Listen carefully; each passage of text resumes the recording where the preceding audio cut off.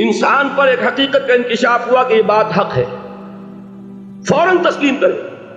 کسی مصلحت کی وجہ سے، کسی بزدلی کی وجہ سے، کسی لالچ کی وجہ سے، کسی اپنی سیادت یا قیادت کی وجہ سے کیسے مان لوں؟ لوگ کہیں گے کہ یہ نیچے ہو گیا، وہ اونچا ہو گیا جس کی بات مانی.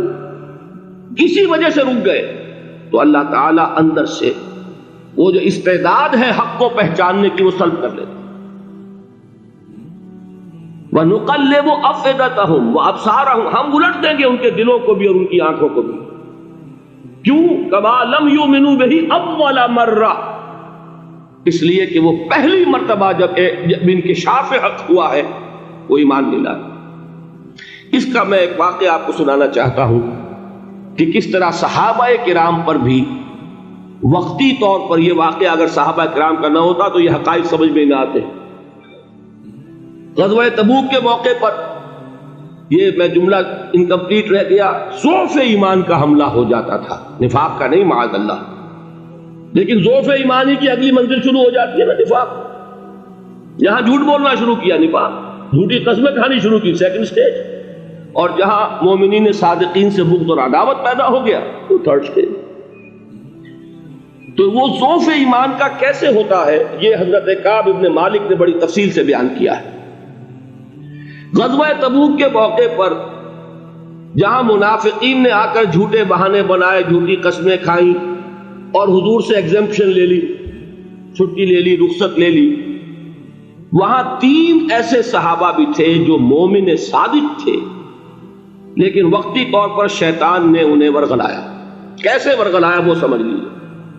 کعب ابن مالک نے تفصیل سے بیان کیا ہے اور میرے نزدیک یہ جہاں تک میرا مطالعہ ہے طویل ترین حدیث ہے، بخاری اور مسلم میں بھی موجود ہے. حضور جب واپس آئے ہیں اور اب آپ نے ایک ایک کو بلایا، جن لوگوں نے تو پہلے جھوٹی قسمیں کھا لی تھی ان کو تو بلانے کی ضرورت نہیں تھی، لیکن کچھ لوگ ایسے بھی تھے کہ جنہوں نے ایگزمپشن بھی نہیں لی تھی اور گئے بھی نہیں تھے. اب ان کو آپ نے ایک ایک کر کے پیشی ہوئی، آپ کیوں نہیں گئے تھے؟ تو اب جو منافقین تھے ان میں سے انہوں نے اس موقع پہ جھوٹی قسمیں کھا لی. خدا کی قسم حضور ہم تو بالکل تیار تھے، پوری میں نے تیاری بھی کر لی تھی، پورا ارادہ تھا، یہ وقتی طور پر یہ مصیبت مجھ پر آ پڑی. جس نے قسم کھائی انہوں نے کہا اچھا ٹھیک ہے جائیے. کعب ابن مالک کی باری آئی تو ان کے الفاظ اپنے یہ کہ جب میں پیش ہوا تو حضور کے چہرے مبارک پر ایک غصے والی مسکراہٹ تھی. زہر خند کہتے ہیں، ایک مسکراہٹ ہے لیکن غصے کے ساتھ، غضبناک. آپ فرمائیے آپ کیوں نہیں گئے؟ حضرت کعب یہ فرماتے ہیں کہ میں نے عرض کیا کہ حضور زبان میرے پاس بھی ہے، جھوٹ میں بھی بول سکتا ہوں، لیکن جھوٹ بول کر میں اس وقت آپ کی ناراضگی سے تو بچ جاؤں گا لیکن اللہ کے پکڑ سے نہیں بچ سکوں گا. میں اعتراف کرتا ہوں کہ جتنا صحت مند میں اس زمانے میں تھا کبھی نہیں تھا، جتنا فارغ البال اس وقت تھا کہ میرے پاس ساز و سامان موجود تھا راستے کے لیے، اتنا میں کبھی نہیں تھا. لیکن ہوا کیا؟ ہوا یہ کہ مجھے میرے نفس نے، شیطان نے پٹی پڑھائی.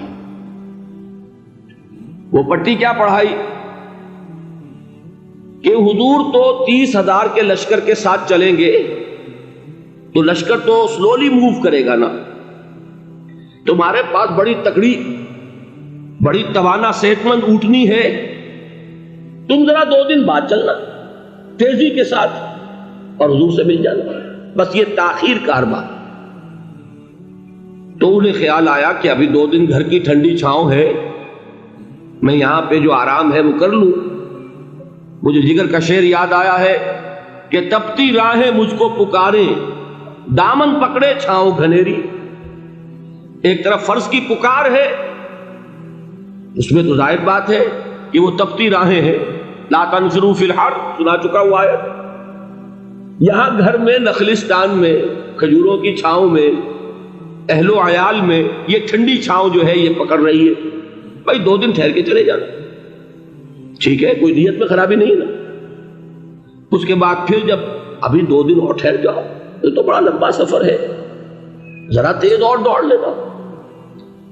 تو فرماتے ہیں کہ حضور میں اسی طریقے سے تاخیر و تعویق میں پڑا رہا، یہاں تک کہ ایک روز اچانک مجھ پر یہ چیز منکشف ہوئی کہ تو میں چاہے کتنا بھی تیز چل لوں میں آپ سے نہیں مل سکتا، میرے اعصاب ڈھیلے ہو گئے، اس طرح میں محروم رہ گیا۔ حضور نے بائیکاٹ کا حکم دیا صحابہ کو، 3 صحابہ تھے ایسے، 2 اور تھے جنہوں نے اسی طریقے سے اعتراف کیا۔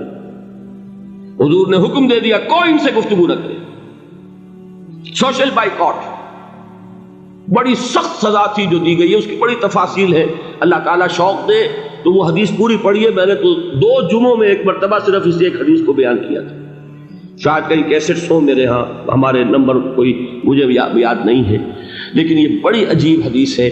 لیکن اس میں جو اصل سبق ہے وہ کیا ہے؟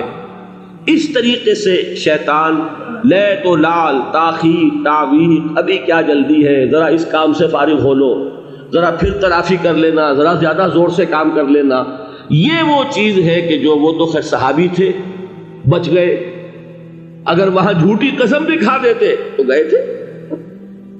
یہ تو اتنا ہی ہے نا، مردی و نامردی قدم فاصلہ دارت، اس میں تو یہی ہے کہ ذرا ایک جھوٹی قسم کھا دیتے، جھوٹے بہانہ بنا دیتے تو اب ضعف ایمان نہ رہتا، وہ نفاق کی سرد شروع ہو گئی۔ وہ اللہ تعالیٰ نے ان کو بچایا۔